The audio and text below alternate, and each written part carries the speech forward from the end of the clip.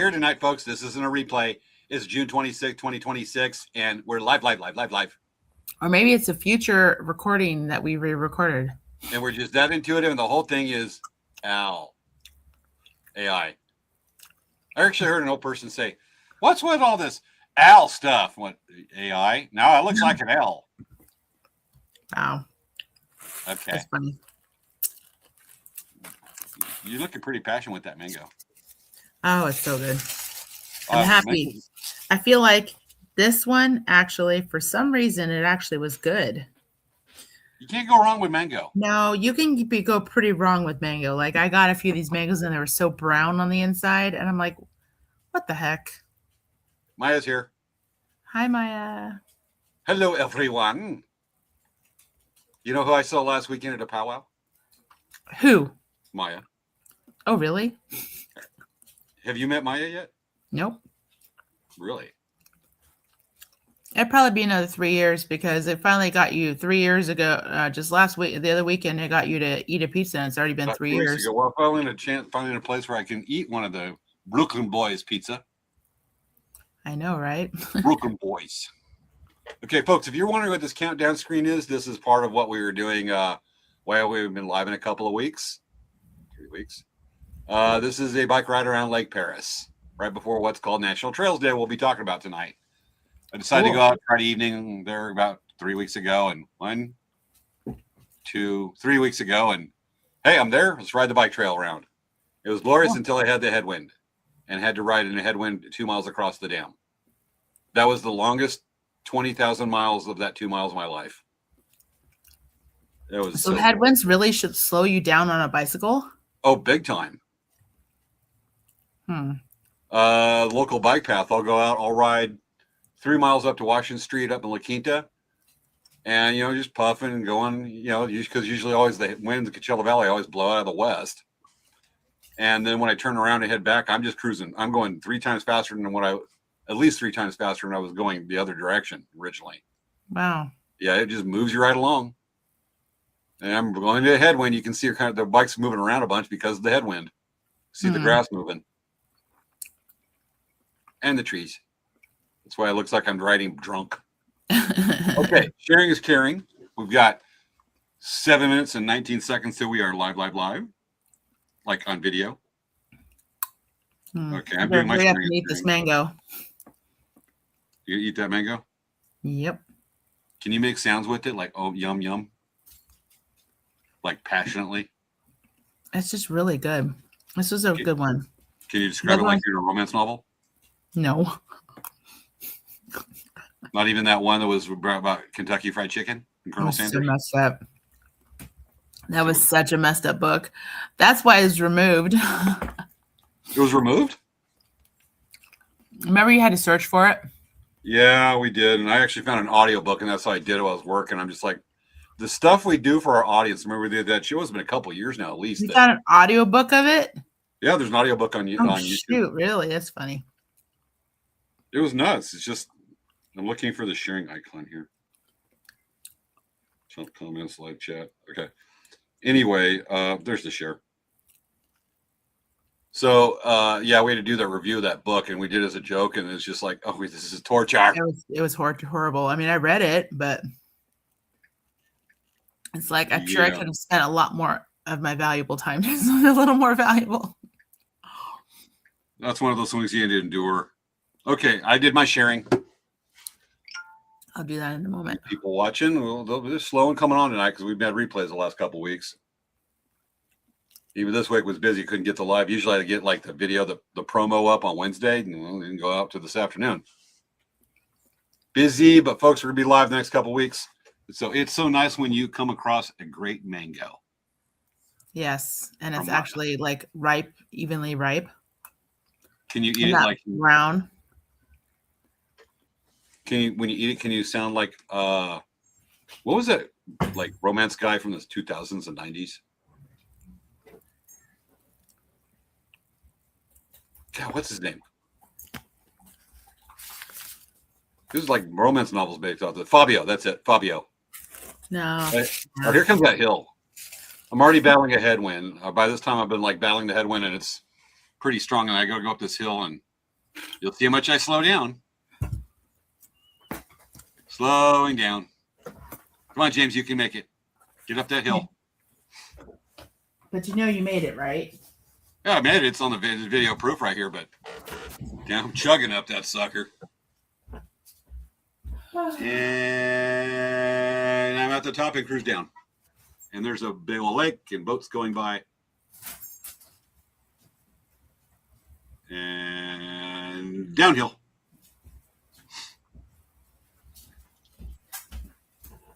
Easy part. I had that thing in the lowest gear. Cruising along. Beautiful bike path about 2 miles around the lake. I just plug my phone in. What are you eating now? Fig Newtons. What's that? Fig Newtons from Trader Joe's. We're like, I've actually found something I detested from Trader Joe's. I'll show it when we were talking about mango. Well, sometimes the stuff they make is not very good. So that is the thing. Yeah. All right, I'm going to go grab my snacks. I will leave you alone. Yes. Oh, wait. First, I got to show the message from Maya. Pizza, so great to have you guys live. Yay. Pizza, so great to have you guys live. Missed y'all. Okay. Where's it? And again, this is at Lake Paris State Recreation Area over by Merino Valley in Paris. What am I go to for kayaking? Oh, there's that rock face you're seeing off to the left. That is great for rock climbing. You got that beautiful slab of rock. Got to get a good view of it, kind of. Climbed that a few times. Love that area for bouldering and that big old lovely slab for climbing. Used to teach classes there till right before the pandemic. Wow. Yep. All right. I'm gonna go wander over. We got 2 minutes. I'll be right back. I will give you discussion. Rock climbing. Is it for me? I will be back. Discuss. So I was gonna talk about it. Did you know, this is just a random factoid, and I was eating mango earlier. Do you remember a comedian from SNL called Chris Kattan? Well, anyway, I just note I used to watch. There's a whole bunch of movies that I had of him that I had watched of him. They were really fun movies, and I really liked him as an actor. He's really funny. And I always wonder, I'm like, what happened to that guy?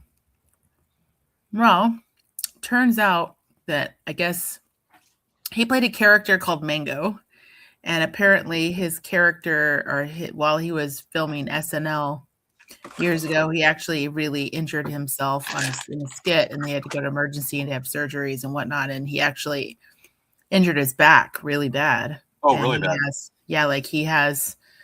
He has major health issues because of it, and had to do several different surgeries recovery surgeries, several surgeries. And I was like, wow, I didn't even know that about him.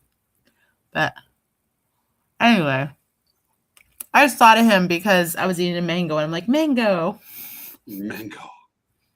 Must have. Oh, this is over by the dam. It's a secure area. Anyway. So they just don't want you to go by the dam because you hurt yourself? It's a secure area because it's a dam, and if you mess it up or bad people do things, you create a bad day for all the houses right below.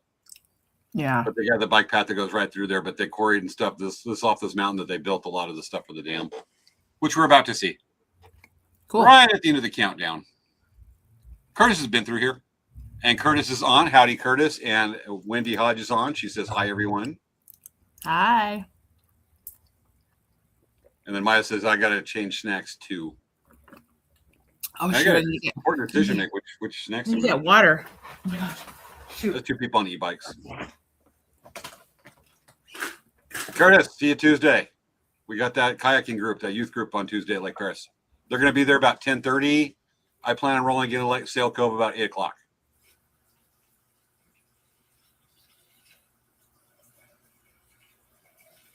And if Kelly Joe's on, we'll talk. There's Kelly Jo Miller. Kelly, if you're going to be over at Lake Paris on Tuesday, let me know. And folks, get ready for countdown 10, 9, 8, 6, 5, 4, 3, 2, 1. Svea gets the last letter on number 1. Yay! Start showtime. I need water. It's time for Late Night Craft Talk with hosts Svea and James Hermes. On this week's show, catching up in Potpourri. It's been a few weeks since we've been able to be on the air, and we want to catch up on all the happenings and fun stories. How do you make a tissue dance? Put a little boogie in it. It's time to start the show.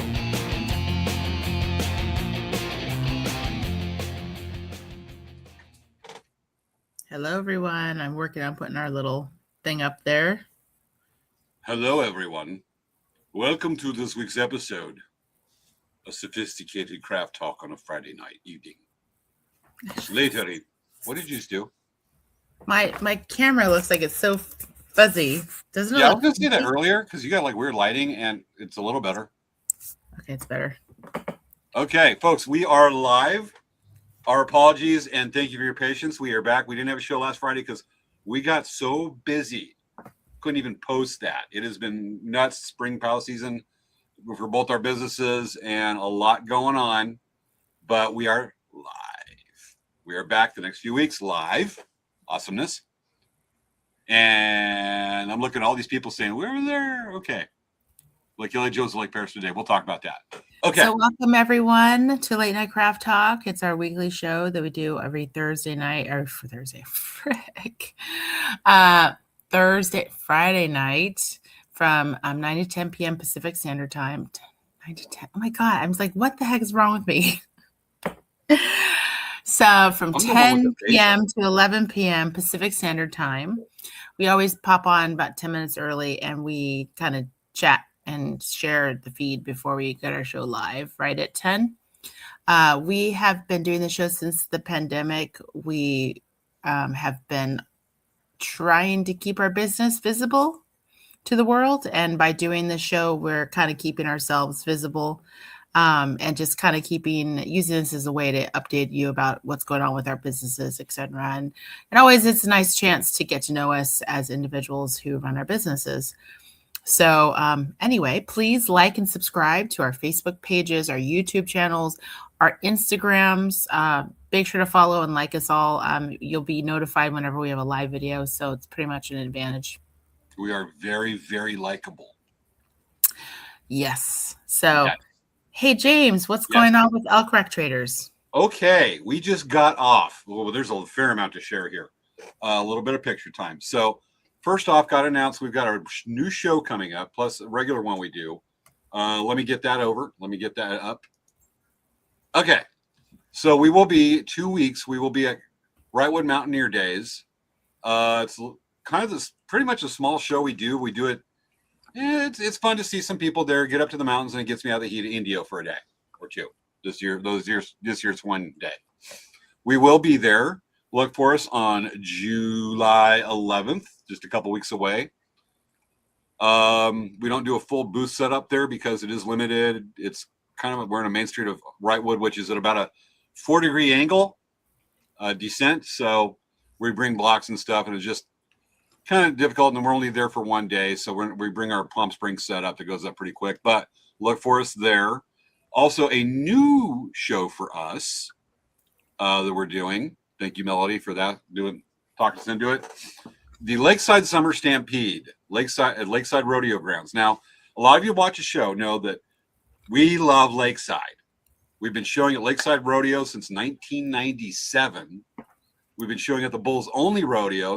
Lakeside Rodeo's in April. The October Bulls Only Rodeo at Lakeside Rodeo Grounds since 1999 or 98, whatever year it was. So basically last century. Last century. We've been there a while, considering it's 2026. Okay. That's a lot of math. Anyway, there's a new rodeo starting up there at Lakeside Rodeo Grounds, which means we're back. We know the grounds. We know the place. New show to us. New show. New group putting this on. Is an open rodeo. It's not PRCA sanctioned. That's Professional Rodeo Cowboy Association. Some of you should know to do that. I know Kelly Jo Miller's going to know what that is. And Drover Rodeo Company, don't know much about them, but we're going to come and check it out. So we will be there Friday night, Saturday night, July 31st and August 1st. So we're going to be there till the next month. That's like a see you next year thing on New Year's Day or New Year's Eve joke. So look for us there. A new one. Old hats at Lakeside Rodeo Grounds. Old hats at the events. New event. Old hats coming in. Go figure on that one. So while we were gone, should I save the personal stories or just promote that part? What personal stories? I'll throw it out. Okay. We were gone initially right after Labor Day weekend. We did, why did my thingy do that? Okay, there it is. We did National Trails Day. That was June 6th. That's why we weren't live on June 5th.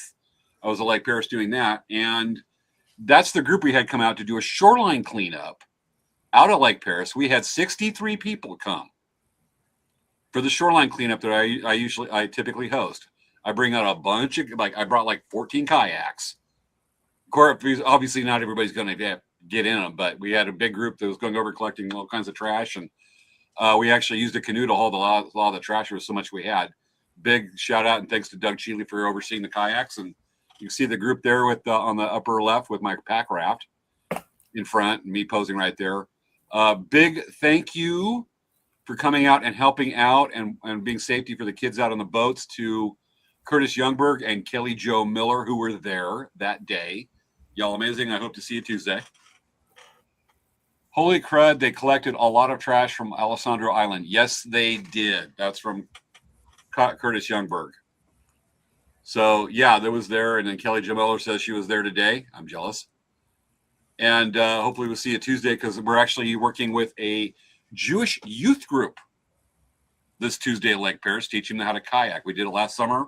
They loved us so much, they asked us to come back and do another class for them. And Kelly Jo Miller says it was fun, too. That was a fun day. So we're working with that youth group. Curtis is coming out for it. Curtis, let me know if you need a ride. Kelly Jo, hopefully we see you there. And Curtis right there says, fill the canoe. We were worried of it swamping because they didn't tie the bags down. Well, luckily our power boats came by. So pretty fun day. And then some other stuff we had we had two shows. We talk about one bit more with Svea and I, because we were both same place at Mission San Luis Rey Powwow. But getting ready for that, made this and story behind that. Somebody over at Lake Paris handed me a bag of Royal Palm turkey feathers that they just plucked from one of their turkeys. And I went, hello, made some dream catchers, made some fans, and getting ready for the powwow Mission San Luis Rey a week later. Nice.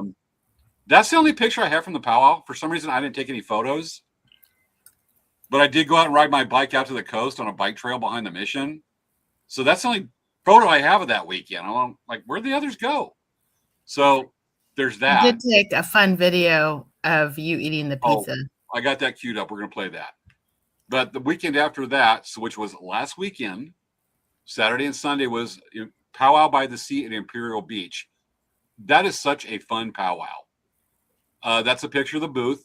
Right behind us is what you see, that blue rack there is the Pacific Ocean.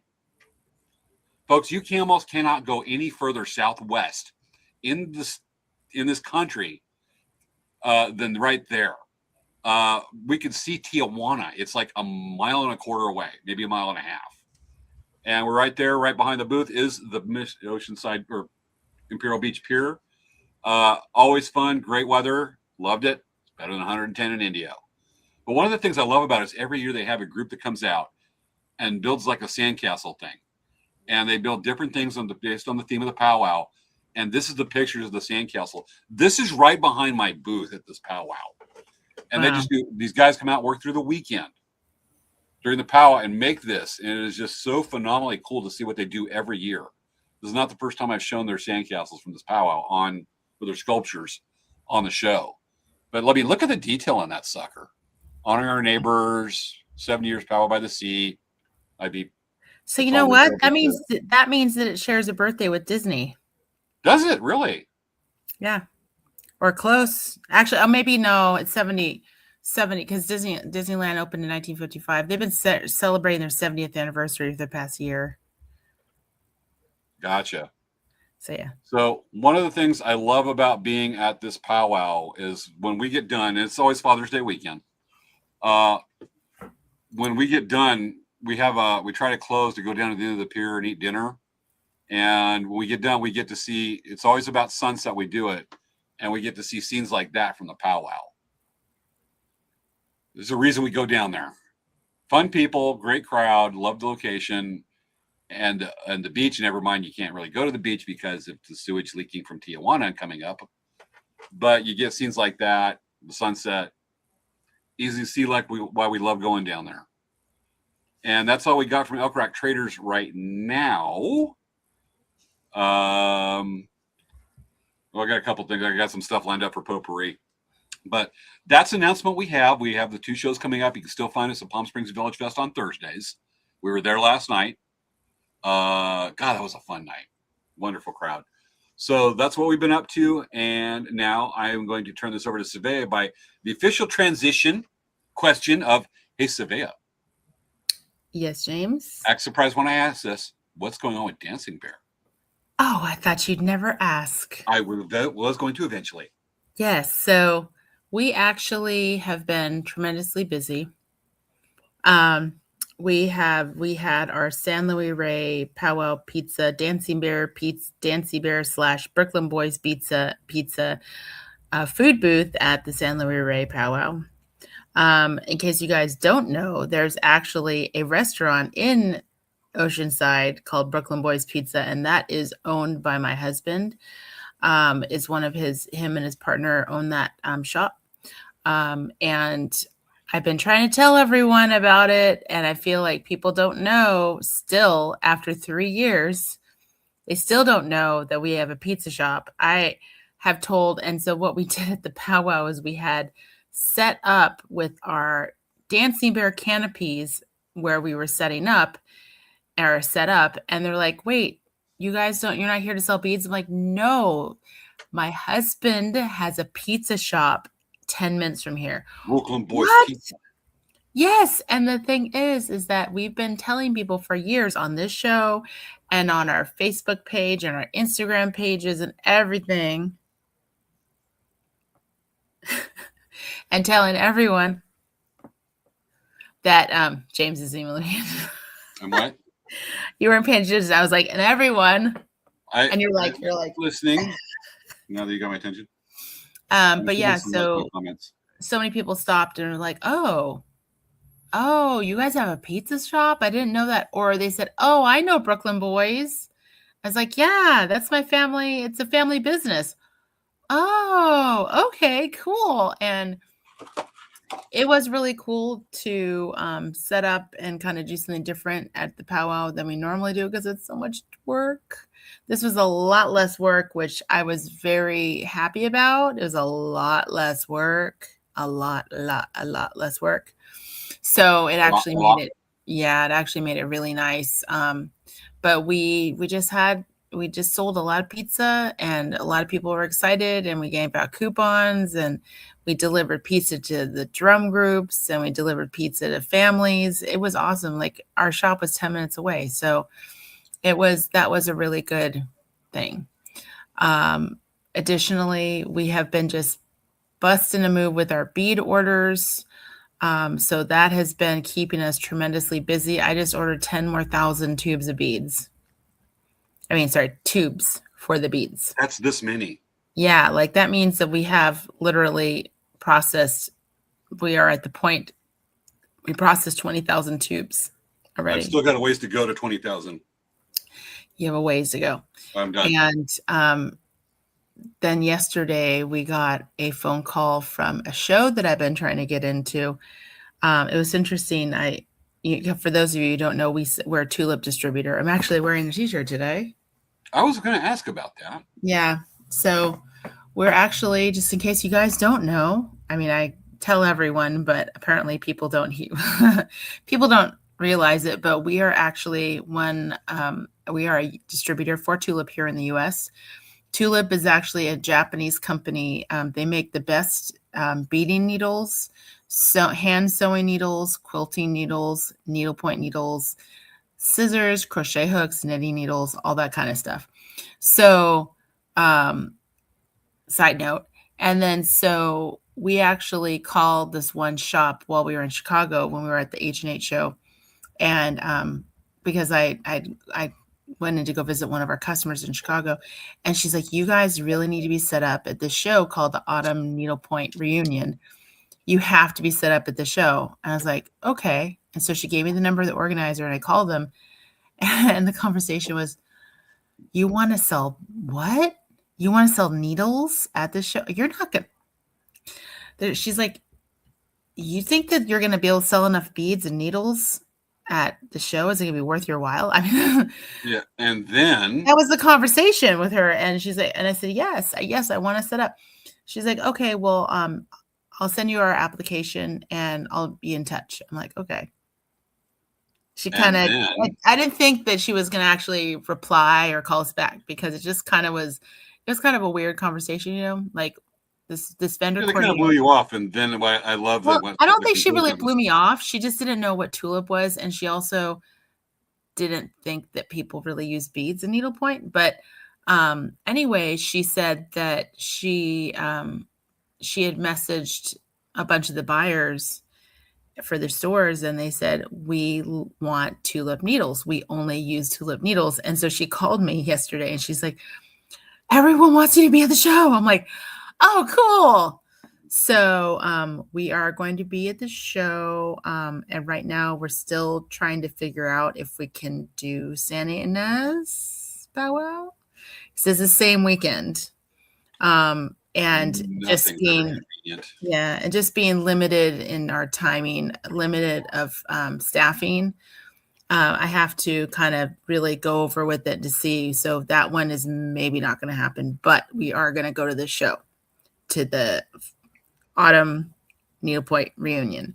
So, it's a growing pain, but at the same time, we still are going to powwows. We're not canceling going to powwows. It's just that some powwows, it's like they overlap and they don't, it's like we got to pick which one is going to be the best for our business, you know?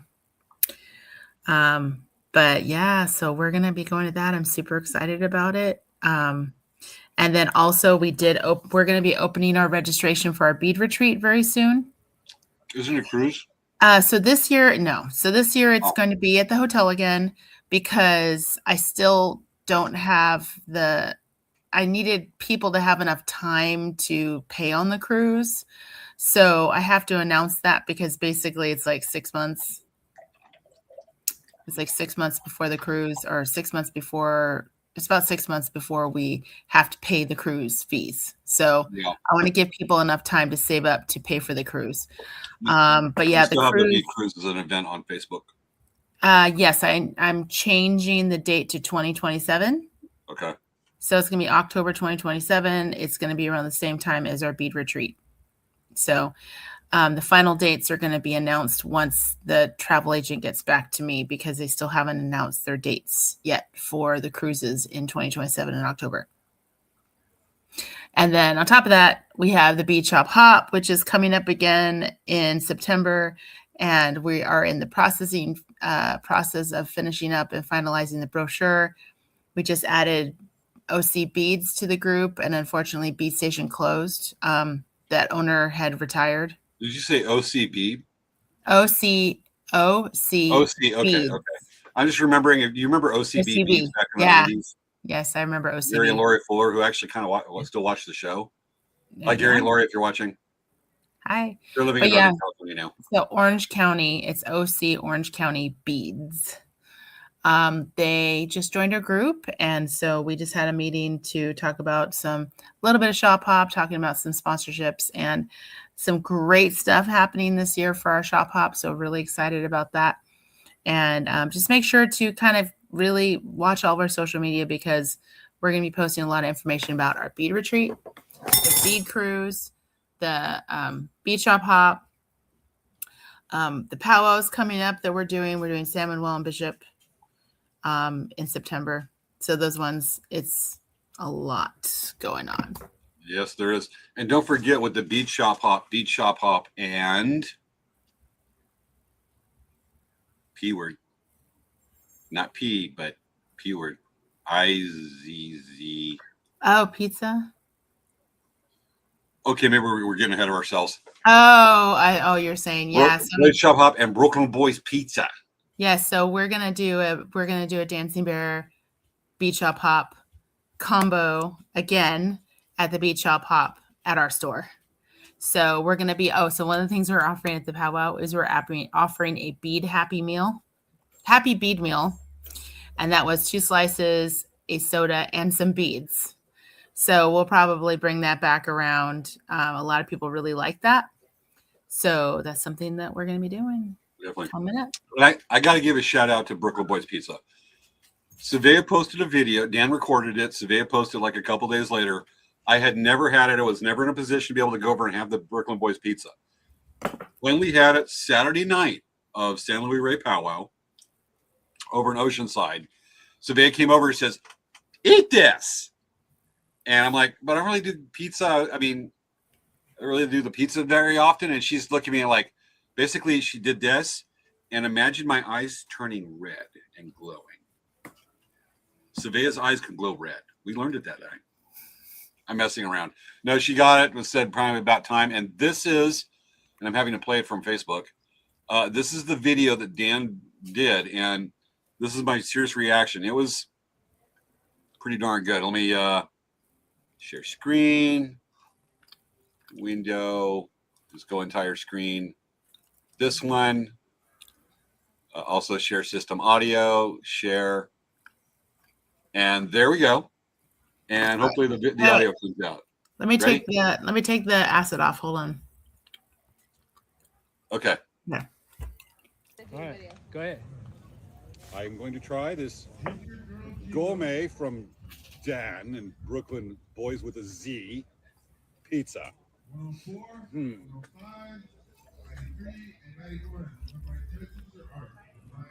That's pretty good.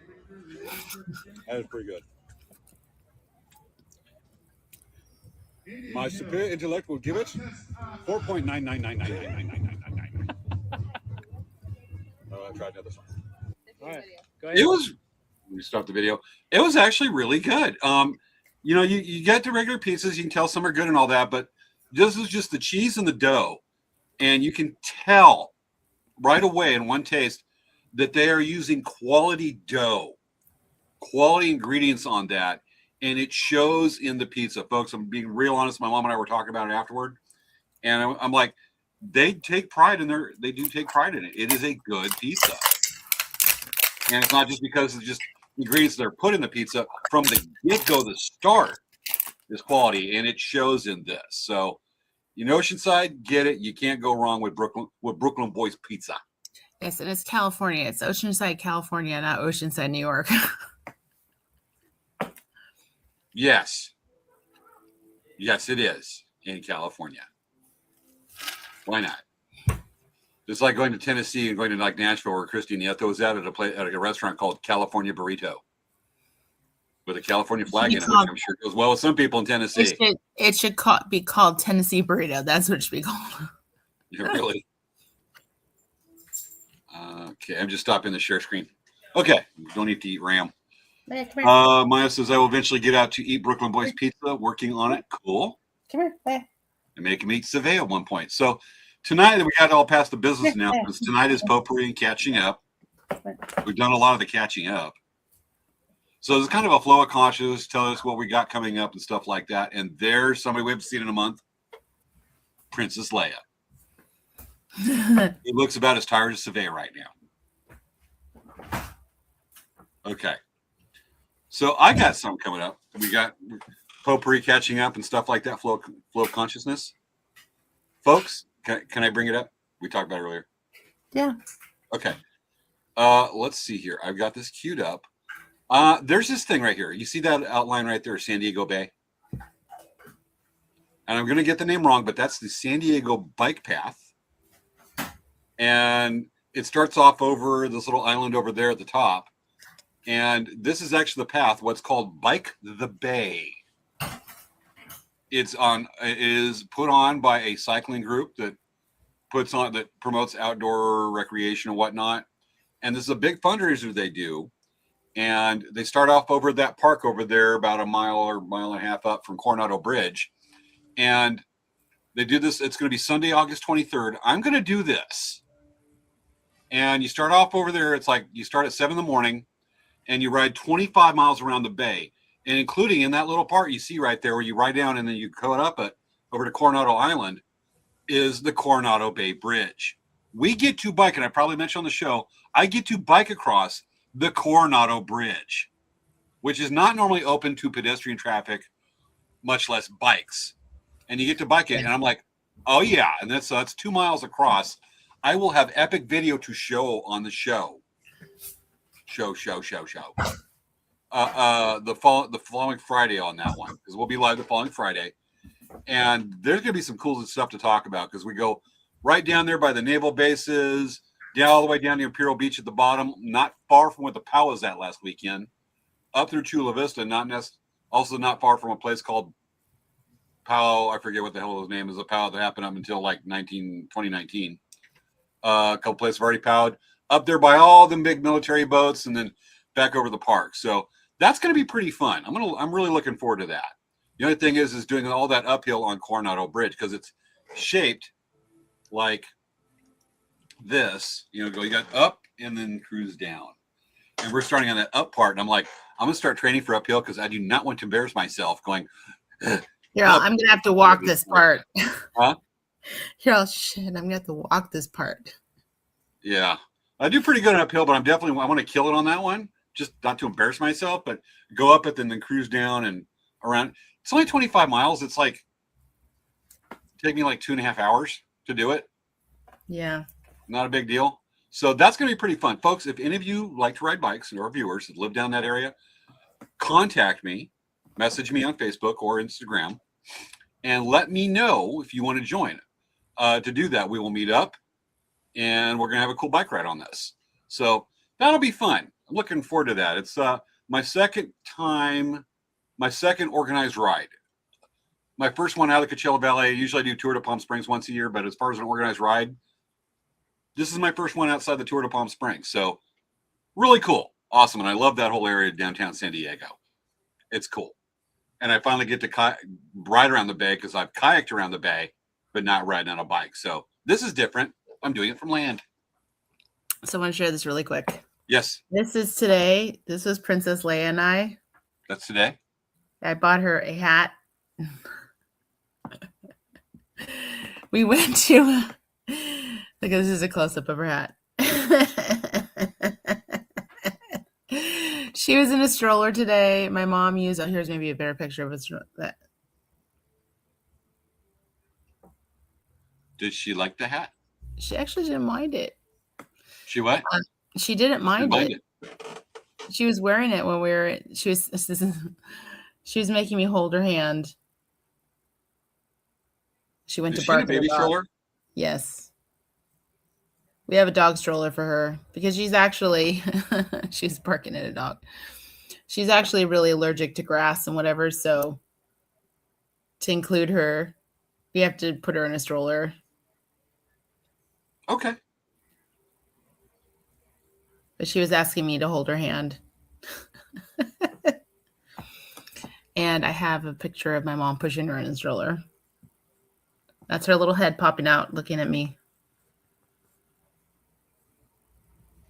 Okay.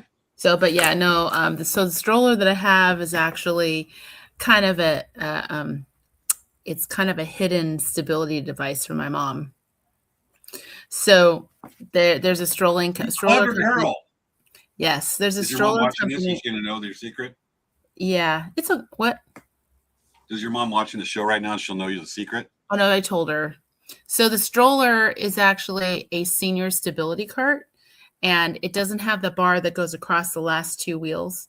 So Okay. the legs kind of reach out. So when you put your leg forward, you're not going to hit the stroller like axle.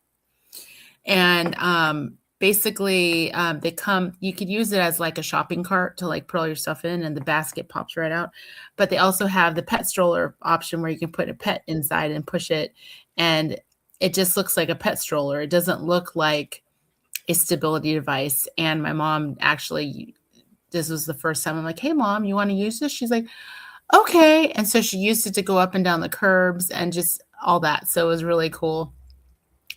And no one even thought anything of it being like a stability device. I like that. Princess Leia was included. I just found another stability device. Yeah. We'll say it's stable, but I forgot that Kelly Jo was telling me about this. Can I show Kelly Jo? I'm going to show you some picture of your Facebook post you made about. Oh, really quick. Wait a Huh? second. Let me reply to this message. So yes. Princess Leia is actually really allergic to a lot of things, unfortunately. She's been having a cough, and so in the middle of the night she'll like cough nonstop. And apparently she actually has nasal drip allergies right now. So I need to give her Allegra to kind of get her nose from stop dripping. So then she's not coughing. It's crazy. So she has like a sinus allergy on top of like just her feet will get red just from touching the grass. And there's probably something in the dirt too that she's allergic to. So this poor thing, she has a lot of environmental allergies and like her feet get red. And so I have to get her an injection like every month-ish when it gets really bad. Like, cause I don't want to constantly be drugging her up, but she has really bad allergies. So I have to constantly give her shots. Got it. And allergy medicine. So anyway, okay. Okay. Kelly Jo got something really cool. This is really pretty too. She got herself a really nice looking wood kayak. Wow. That is pretty. Let me scroll through some photos. There's Kelly Jo Miller in the kayak. There's somebody else in Kelly Jo Miller's kayak. That thing is pretty. Wow, it's nice. And it's probably fast because I've raced wood kayaks before. I used to have one. And they're sweet. It's a fun ride. They're smooth and they're light. And they're freaking quick. So she's got to be having a blast with that. And Kelly, she was out there actually at Lake Paris today trying out that wood kayak on there. Bring it Tuesday too, Kelly Jo. Nice. It's for the children. And we're going to have kids 3 to 8 years old, 5 of them. And then we're going to have about 10, 8 to 12-year-olds on Tuesday. Cool. Fun group. Okay. So Wendy was saying, poor baby, she should move. It sounds like she should move to the desert. So I'm pretty sure Princess Leia is allergic to whatever's in the dirt too, because she's not always on the grass area and her feet get really raw inside her paws. So I'm pretty sure she's allergic to just like dirt, because dirt has it has pollen in it. It has all the different contaminants. We live in an area that has a very high pollen count. And plus, even where you're at, there can be the dry air does not help. That is a constant problem with Chihuahuas down Coachella Valley too. Really? Well, I've never had any Chihuahuas that have had allergies like this one has. Gotcha. Well, we kind of live in a cauldron where I'm at. Yeah, because Pepper and Bambi never had allergies like this. I mean, Bambi was allergic to bees, but I mean, if a dog gets stung by a bee more than 2 or 3 times, they actually naturally develop an allergy to it. Which Bambi got stung so many times in his feet. I don't know how he kept getting his feet stung, but I've never had a dog get stung by bees so many times. But I mean, Princess Leia got stung, I think, once by a bee. Was huge. Oh God, you said the name just right, and I met him right quick, and I was just leaving me. My apologies. That's my condition. Bambi, right? Bambi, yeah. Bambi. Do you think Bambi got stung because he was buzzing the bees? No, he probably just walking around trying to sniff stuff. He wasn't ever really worried about gophers or lizards. Actually, I just said buzzing the bees because I was trying to make a joke that fell flat. It went right there on that one. Yeah. Wendy Hodge says, sounds like my son. He's allergic to everything. Ronald's allergic to everything? I know her son, Ronald. Worked with him. Okay. Del Mar Fair. Okay. Next subject? Yes. All right. Sure. We're going to be coming back to that. All right. I have an existential crisis and a question I would like to crowdsource from you fine people. Okay. Crowdsource it. Okay. Earlier, I'm going to say it now, that I mentioned something about mangoes. I went to Trader Joe's. This bottle is empty for a reason. This is the spicy mango lemonade. It's crap. I took a drink in the car, bought it out of curiosity. I love their lemonade. Took a drink and went, spat it out the window of the car while I'm driving down Highway 111. Got to my house, poured this in the gutter, and saved it as a public safety announcement, folks. You know what? This thing sucks. Bring it back to them. Bring it back to them. Bring the bottle back and say, this was the most horrific thing I've eaten, and they will give you your money back. Really? Yeah. I just figured it was on me. I was curious. I didn't like it. And, all I like to say is $4 well spent to let as a public service announcement. They will give you your money back, and you can buy a different drink. I'm telling you, do that.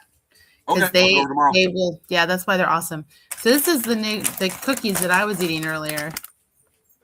Big cookies from Trader Joe's, which brings to my existential crisis.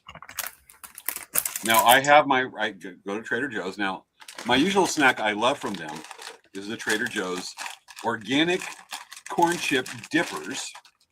Oops. Didn't mean to press that with my watch. Gotcha. Now I can eat this, but I've been in a mood for chocolate chip cookies. Now I love this. I typically eat this during the shows. I'll snack on it. But I also have, and which one do I snack on? I also have chocolate chip cookies from Stater Brothers. They're not bad, super sugary. But I really want a chocolate chip cookie. So folks, my existential question, live question tonight, my moral pause question. It's huge. Do I snack on this or eat another chocolate chip cookie? Okay, I have a question for you. Is your chip bag open? No. I'd say do cookies. You take a cookie? I've already eaten one earlier in the show, and I was like, whoops, I was supposed to save this for this segment. But we'll do a reset and say that there's just 2 in here accidentally. Okay. And say which one, folks. Ask people what they think. Is that what you're going to tell them? Yes, that's what I've been asking. I'm not going blah, blah, blah, which I've had a couple cases this week where I go in and talk. I was like, oh, let's just wait a minute. Okay, I can talk again. Chocolate chip cookie from Stater Brothers. Organic corn chip dippers from Trader Joe's. That's what I say. You just have to let them know that bag is not open. It's unopened. And the other container is open. It is an unopened bag. Yes. Fresh. Okay. And this probably been opened cookies from Stater Brothers. It looks like it's been opened. May have. Okay. Maya says chips. Look at right. You have to wait for some more people to respond. Look at this is Princess Leia right now. Look at I have her laying down on the table, but I'm holding her like kind of. It looks like you're about to carve up a doggy cadaver. But that's medical me. Look at she's just being cute. She's like, oh yes. Not spoiled. Oh yes. Not spoiled. Okay, Maya says chips. We should get some other responses in here soon. You need to wait for another response. So the question is chips that are unopened or an open container with some cookies in it. We got chips right there for Maya, but Maya's like El Presidente of the Friday. Okay, we got one you just responded. I'm having orange and white chocolate chip cookies from the farmer's market. It's a good farmer's market up there in 29. Wendy says cookies. So, and I Maya say says cookies. Chips. We need a tiebreaker. Yes. I mean, I vote cookies, but James wants a viewer to decide and won't listen to what I have to say. Okay. I'll listen to what you can be the tiebreaker if you want to. No. Maya says chips. Wendy says cookies. Theoretically, it is no, but theoretically, I just said cookies, so it is actually we need one more vote for a tiebreaker. Okay, one more vote, folks. Maya says cookies win. No. Doesn't change your vote to cookies, Maya? One more vote. Do I get to vote? No. My palate.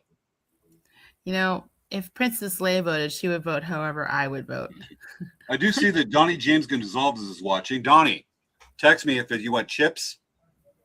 You should still be watching. Chips or cookie. Chocolate chip cookie. Vicky Hermes says both.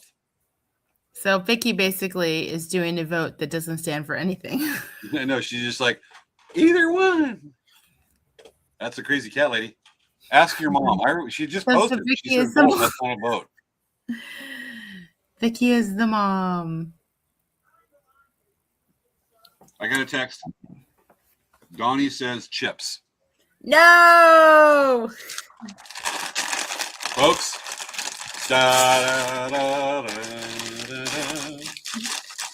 Trader Joe's chips. I will do both. I will eat. Here we go. Here's Trader Joe chips and a cookie. You eat them together? We do this for our audience. If I can get this thing open. Because it's supposed to be unopened. What the heck? Too many moving parts. It's childproof. Okay. Cookie and a chip. Which one do I eat first? Well, you all voted chips.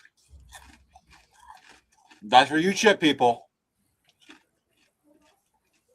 I have to wash this down with my tasty beverage, my weekly kombucha.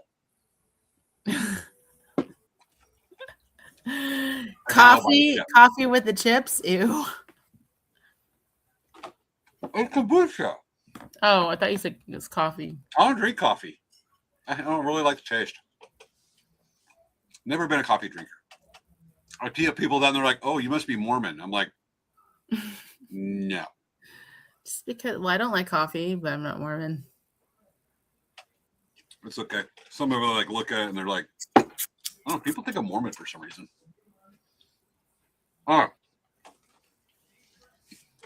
We have done both. I have another contribution to Potpourri if you don't have one immediately right now. Oh. We went and watched Toy Story 5. How was that? So I just want to give everyone the just prepare themselves. Anytime you watch Toy Story as an adult, be prepared to cry. Just be prepared to cry. I heard that about Toy Story 3 or 2. Toy Story, every single Toy Story makes you cry. But Toy Story 3 was like, I was crying I couldn't stop crying. Okay. This must be a funny movie. What the Toy Story 4, I didn't watch it because I'm just like, seriously. Toy Story 5, we watched it and I started crying again. I mean, it's a good story, but I was crying. I've seen Toy Story 1, it was fun, but I'm not in a big into it. So honestly, I think I've seen Toy Story 2. It's been a long damn time. I haven't seen any of the others. But this movie, I really feel that this movie was a social commentary about kids on screens. Really? Mm-hmm. We can go with that. Yeah. So like there definitely was commentary about screens, like kids playing on like devices like iPads and Leap pads and people being on the computer and all that. Just felt like that was really just like a comment about where we're going. And it's kind of sad. Like that made me really sad. But I mean, that was a theme through the whole movie. I remember seeing like the previews. I didn't even know there was a Toy Story coming out until the previews when I was watching that day. I was watching like the afternoon where we were doing a show on the review of The Mandalorian and Grogu. That was one of like the 20,000 previews that come up. And I was like, there's another one? And I remember seeing a bunch of the emphasis on like the little screen talking to the other toys. And stuff. The green Leap pad, basically. And the bald spot on Woody. That was funny. Yeah. But I do want to see He-Man. I'm gonna go watch that tomorrow night. We were supposed to. It was suggested that we watch He-Man, and I guess the kids had already seen He-Man, so okay, we went to watch Toy Story 5. I'm like, okay. I've heard that it's actually pretty good. I actually like to see Supergirl, but I'm gonna wait till it comes out on HBO Max. So Supergirl, we kind of heard. There's a lot of people, which is really sad. There's a lot of people that are kind of trolling the actress that played Supergirl. Which is crap. Which sucks. I mean, I think she said some kind of comments that kind of started it. And it kind of like, still that's kind of like the cyberbullying is kind of not very cool. Wendy wants to see He-Man as well. I'm actually thinking of going over watching it tomorrow night. So maybe have a person to watch the movie with, James. Well, she lives up in 29 Palms. Yeah, well, it's not. Wendy, like, is it playing at the drive-thru? Isn't that like 29 Palms is where you are anyway? Yeah, it's an hour and a half from my house.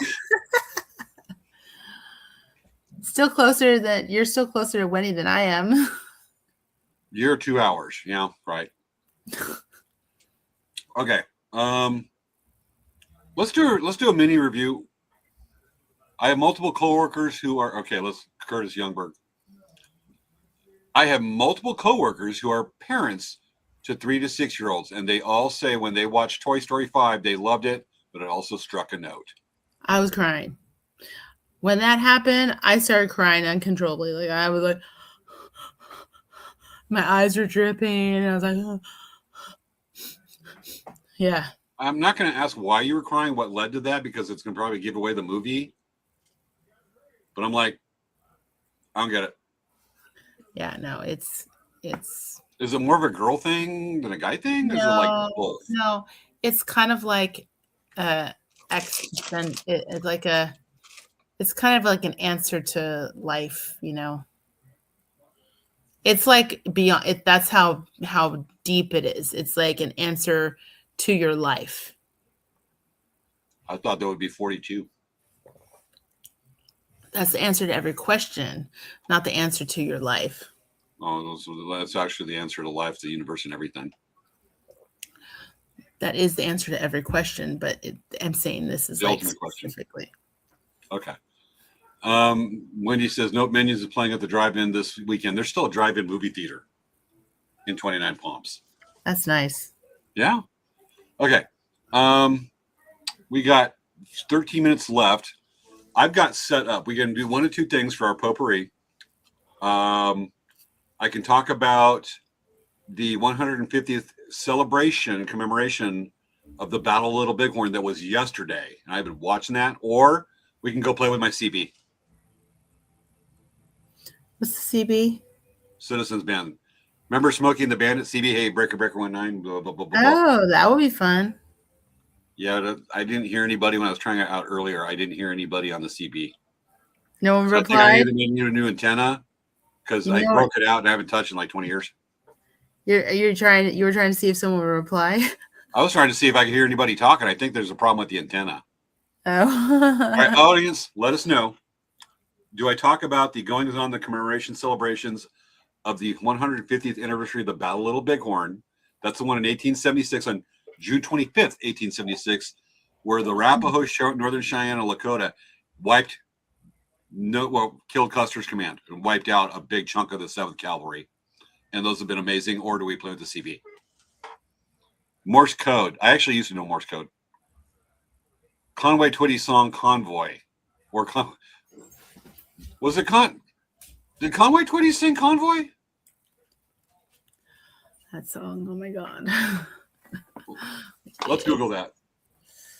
Oh, my shoulder hurts. Oh, let's do that. Who sang the song Convoy? Fun song, stupid movie. Who sang the song Convoy? C.W. McCall. I thought it was C.W. McCall because Conway Twitty's got a way different voice. So C.W. McCall sang Convoy. Folks, fun song. Don't watch the movie. Take my word for it, or you will have a doctor's bill. Don't do that. Oh my God. I'm so sorry. Okay. I'm so exhausted. I've got to vote for commemoration of the Battle of Little Bighorn. Let me just go ahead and cue that up. This is super interesting. People want to talk about culture and all that. I'm going to get this. I am typing it in. If you can see a lot of the videos on TikTok, Instagram, and Facebook. Hopefully today is play sleeping. About a little Bighorn. So tired, guys. I'm so sorry. It's cool. It hits you. I want to see some of the modern pictures, folks. Let's go after videos. Okay. I'm looking for a couple in particular.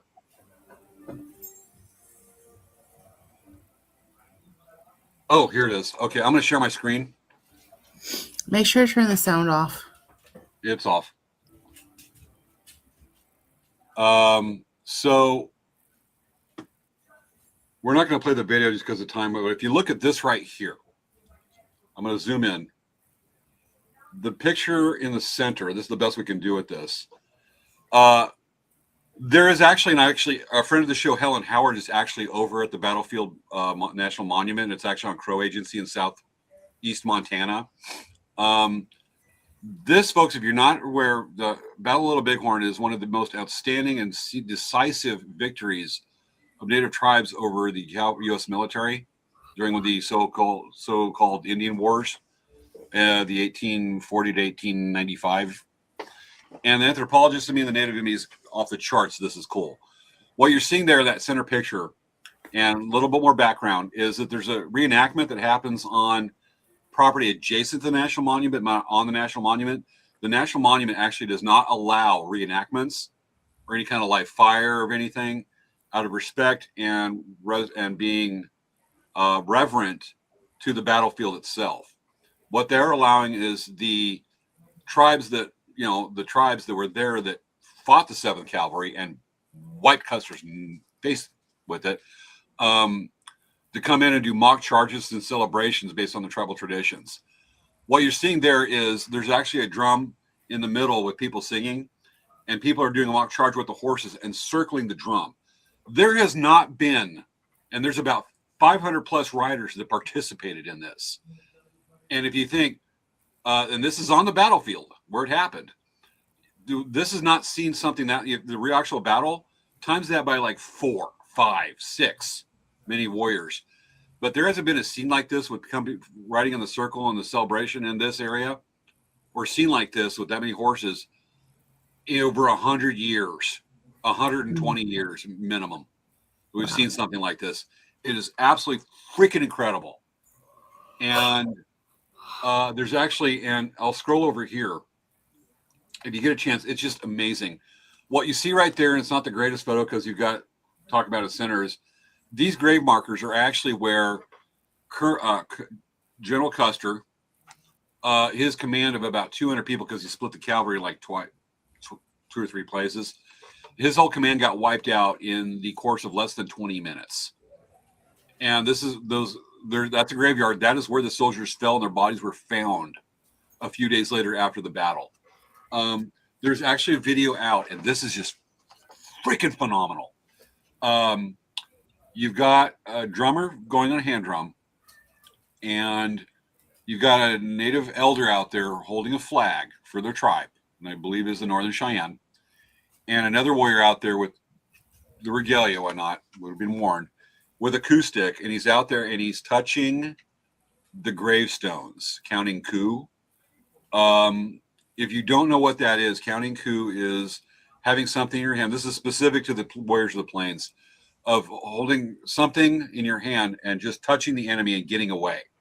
And that shows that you have such a badass warrior skills as a warrior that you can touch your enemy, get up that close, and if you can get away without injuring them, that shows that just how in command of the situation you are, that they are at your mercy. But even touching an enemy with the coup stick, who's defended, even a body, because they'll be defended, is considered a big honor and showing your skill. He's going over and usually touching the grave markers with the coup stick, showing that he's touching the enemy. Now, there are comments, and I can see where somebody would say, why are they disrespecting the dead? This happened 150 years ago. Well, no, it's about as live as the culture is today. And it just shows you the differences that the culture, because a lot of times people try to understand culture by paralleling what they understand, but there are differences. But that warrior mentality shows that the culture is alive and there, and it's a warrior mentality. It's very hard to describe the mentality of why that do that, and why I absolutely freaking love it to see that.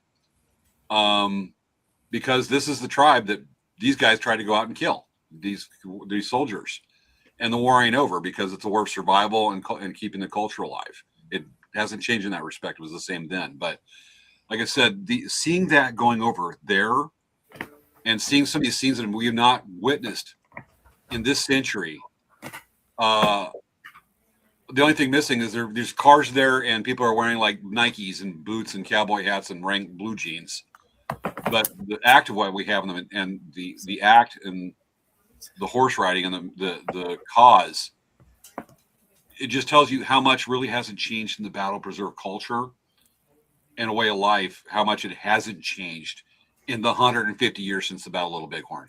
It is amazing, folks. I encourage you to spend time. Get on there, type what I did. I typed 150th anniversary of Battle of Little Bighorn and look at some of these videos coming out. And here's where the horse charge is at right there in that picture. Know and appreciate that the culture survived. And this is an affirmation. Is absolutely, I mean, just sends chills up my spine. I'm hoping I'm communicating this correctly because I am just a kid in a candy store amazed and just wowed in Florida. And I freaking would love to be there right now. I didn't know about it until this week. I was like, holy crap, this is the 150th anniversary. My ass would have been driving right up to Montana. I'd drive to straight 30 hours to get there. So that's what I got to share on this potpourri. Absolutely amazing. And it's 10:57. We have just a little bit more time for potpourri. I'm so sorry, guys. I cannot tell you. I even took naps before the show because I'm just so tired. Svea, follow me. Do as I do.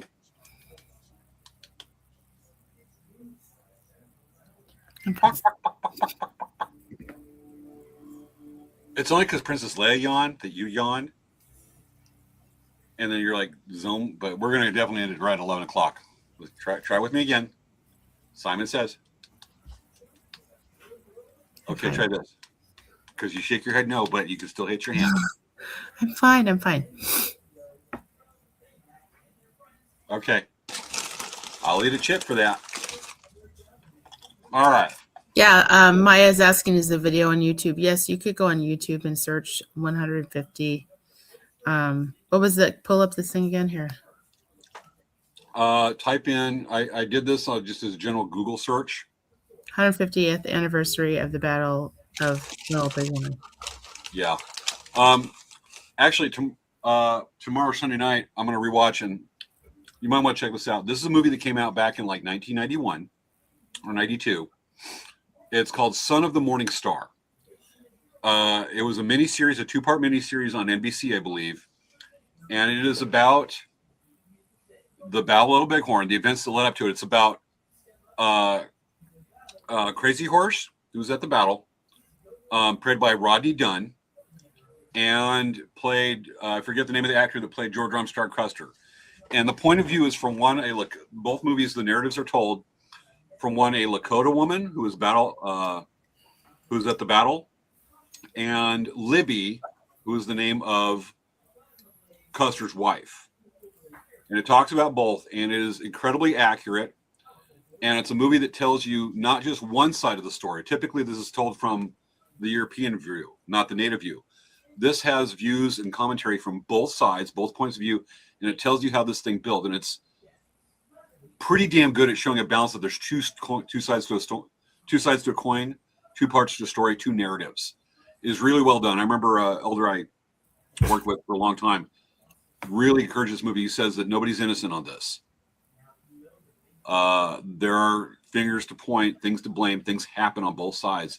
And this movie does a great job of showing it. And again, it's called Son of the Morning Star. You can actually watch the whole thing. It's a low resolution, unfortunately, but you can watch it on YouTube. I thoroughly encourage it. It is a great movie. It's one of my favorite movies to this day. And it's a made-for-TV movie, but phenomenal. Check it out. Hey, James. Uh-huh. It's the end of the show. Not till I get done eating this chip.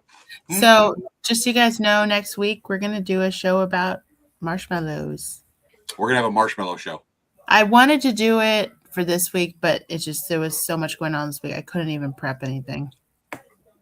So we're going from potpourri to marshmallows, folks. If you like marshmallows, This is the show. We will be talking about the Stay Puft Marshmallow Man. We will be talking about marshmallow recipes and s'mores. Yes. Some more s'mores. More s'mores. More show.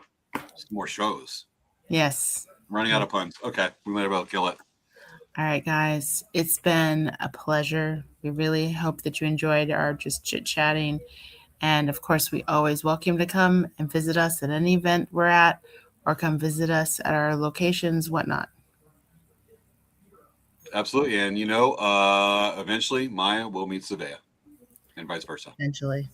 All right. Folks, this has been this week's episode of Late Night Craft Talk. Dance with us. Thanks for watching. We'll see you next week for some more shows. Marshmallows. You got any more puns for that? Okay. I'll go ahead and run it. Roll closing.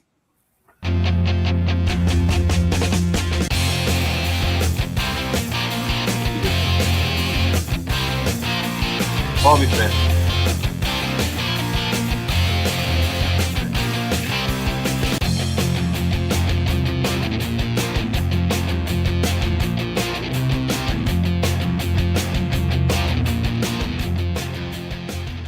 Oh, ain't he cute? Yes. No. Yes. No. Yes. I said it first. I can have the last word because I got my little thing right here that says in stream, so I'll just say No. no. That's the last word. No. Bye. No. You didn't press the in stream. Okay. No. Yes. No.